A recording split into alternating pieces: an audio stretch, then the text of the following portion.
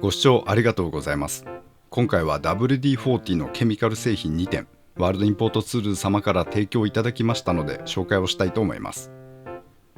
最初はアメリカンな雰囲気が漂う WD-40 マルチユースプロダクト。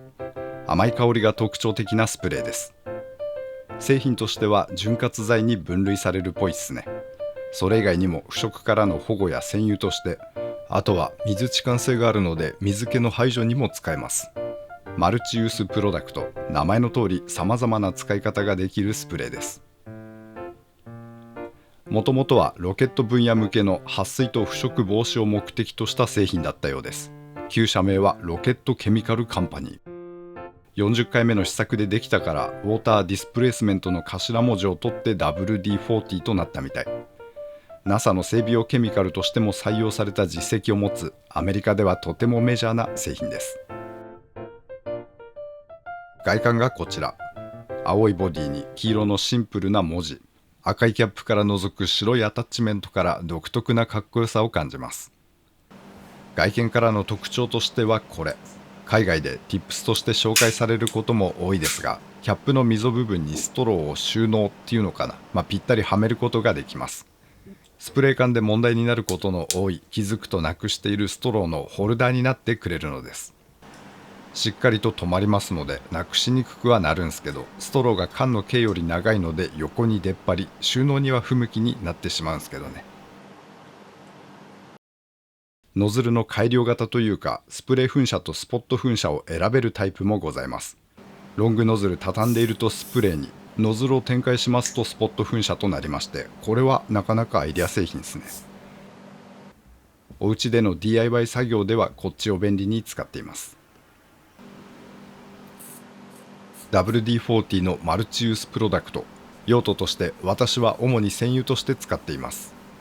金属、主に鉄製品、工具やバイクの部品をきれいにしたいときはこれをぶっかけて洗ってます。油汚れに使いますと軽く溶かすまでいかないですけど、ふやかしてくれる印象で掃除が楽になるっすね。また腐食や土ぼこりの混じったような汚れ、それらがカピカピに乾いてしまったものは表面がガサガサしてウエスなどが引っかかって掃除がしにくいってことありますよね。そんなところに WD-40 を振りかけますと、そのガサガサを少しスムーズにしてくれるので、ウエスやブラシを動かしやすくなります。ゴシゴシ掃除がしやすくなりますね。噴射の威力は高めです。パークリみたいにブシューと結構な勢いで出てくれますので、勢いで汚れを落としたい時にも使いやすく、対してちょっとだけ出す、ドリルに数滴垂らしたいみたいな使い方はできますけど不向きです。繊細さはないですね。車の樹脂部品の掃除にも使えました。ボンネット開けてすぐの土ぼこりがたまりやすい部分、 WD-40、こういった使い方があるというのは知っていたのですが、樹脂に溶剤を含むものを使うのは抵抗があり、やったことはなかったのです。しかしたまたま WD-40 がそこについちゃいまして、仕方なくウエスで拭き取ったのですが、ホコリがめっちゃスルッと落ちるんです。掃除がとても簡単になりまして、優しく拭き上げれば傷も入れにくい、しかも一時的にツヤまで出ちゃう。これは樹脂部品に拭く人出るわと納得の仕上がりでした。ただ溶剤による樹脂への影響はわずかながらあるでしょう。使ったとしてもしっかりと拭き取るようにはしています。また本当に見た目が大事な車なんかにはやっぱ怖いので使ってません。防水油としてもあまり使ってはおりません。例えば工具のメンテナンスには使っていますが、防水効果はあまり感じてないですね。汚れてきたなと感じたら WD-40 で拭き上げますので、その時に防水膜はできてるとは思うのです。しかし触るとその防水膜すぐなくなってしまうのか、道具に関しては気づいたら錆びてるってことはよくあります。頻繁に使うものは同じく頻繁に手入れをしていないとその効果を感じることはできません。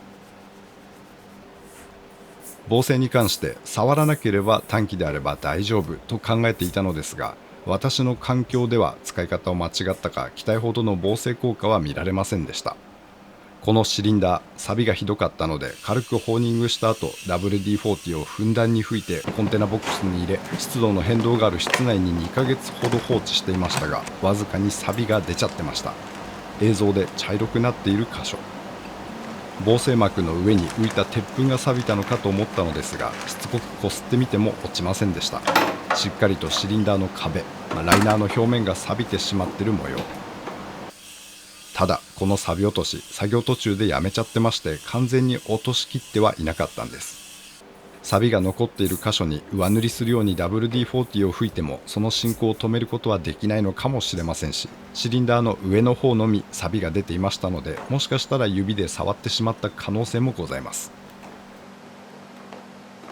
長期保管時の防水はまだ評価しておりません。大丈夫とは聞くのですが、私の使い方では短期で錆出ちゃいましたし、やってないのでこれへの言及は避けておきます。保管する環境によっても耐用年数は変わってくるでしょう。以前の輸入元エステートレーディングさんが保護持続時間の目安を公開してくれています。それを参考に最初のうちは短いスパンで状態は確認しながら使うのが良いと感じました。WD-40 を気に入っている一番の理由は、この独特な甘い香りです。刺激のない万人受けする香りでしょう。私はこの香り大好きで、これのために使っていると言っても過言ではないですね。ネガな部分は垂れること。ノズル取り付けるここに結構たまります。掃除でバンバン使ってますと、傾けたらボタボタ垂れてくるぐらい溜まってることもあるっすね。それから値段と入手性の悪さでしょうか。コンペに上がることの多い556に比べて倍以上のお値段。売っているところも限られまして、緊急の場合に手に入れるのは大変です。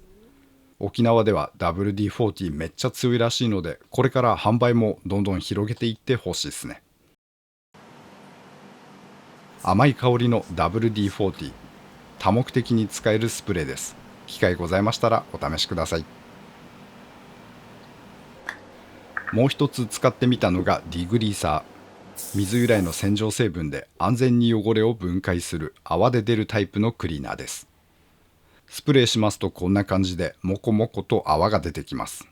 30秒くらい少し時間を置いて汚れとなじませてからブラシやウエスでクリーニングをしていきます。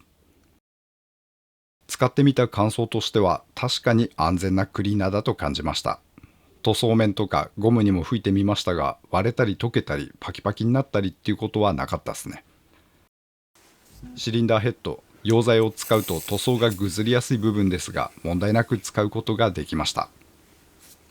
ただ汚れもそんなにバッチリ落ちるって感じはないです。エンジンのカーボンなんかには全く歯が立たないですし、油汚れも痴漢製のパーツクリーナーとそんなに落ち具合は変わらないかなって感じました。すぐに流れない、垂れてしまわない扱いやすさは良いですが、ヘッドやピストンを洗ってみましたが、期待ほどは綺麗にならなかったですね。チェーンの掃除なんかには良さそう。ゴムの部品などいろいろ気にせず使えるマルチクリーナーとして環境によっては輝くでしょう。WD-40 のディグリーサー、ピンときた方お試しください。ご視聴ありがとうございました。当チャンネルではこんな感じに道具の紹介をしております。お時間ございましたら他の動画も覗いていってみてください。皆様には再びお会いできますことを願っております。それでは次回まで。See ya。